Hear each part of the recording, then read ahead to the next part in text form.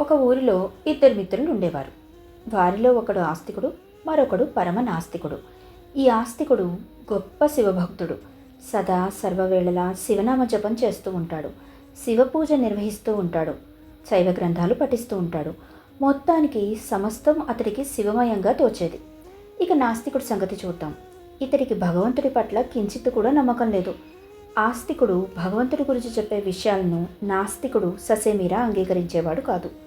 నాస్తికుడు భగవంతుని గురించి చేసే విమర్శలను ఆస్తికుడు తీవ్రంగా ఖండించేవాడు. ఇలా ఉండగా వీరిద్దరూ ఒకసారి కాలినడకన వెళ్తున్నారు. దారిలో ఆస్తికుడు కాలికి ఒక కంకర రాయి వల్ల ఎదురు దెబ్బ తగిలి గాయమయ్యింది. గాయానికి కట్టుకట్టుకుని మళ్ళీ ఇద్దరూ తమ చోటికి వెళ్ళిపోయారు. అప్పుడు నాస్తికుడికి దారిలో కొంచెం డబ్బు దొరికింది.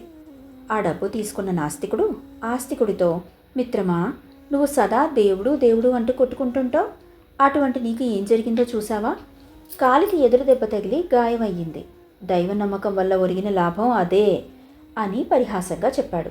మళ్ళీ అతను భగవంతుణ్ణి విశ్వసించడం వల్ల కాలికి ఎదురు దెబ్బ, దేవుడు లేడు అని ఘంటాపదంగా చెప్పే నాకు ధనలబ్ధి.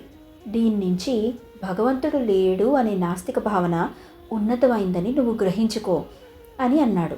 నాస్తికుడు మాటలు విన్న ఆస్తికుడికి విచారం పట్టుకుంది.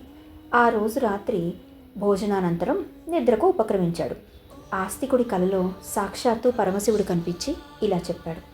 ఒక కంకర్రాయి వల్ల ఎదురు దెబ్బ తగిలిందని నువ్వు విచారించకు. నిజం ఏమిటో తెలుసా?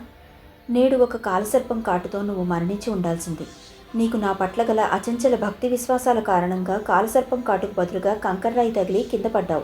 నీతో ఉన్న నాస్తికుడికి నేడు కోట్ల విలువైన ఒక పెద్ద నిధి లభించి ఉండాలి. కానీ అందుకు మారుగా అతనికి కొంచెం ధనం మాత్రమే లభించింది అని చెప్పారు. భగవంతుని మీద అచంచలమైన భక్తి విశ్వాసాలు ఉన్నట్లయితే అవి మనల్ని ఎన్నో ఆపదల నుంచి తప్పకుండా కాపాడతాయి.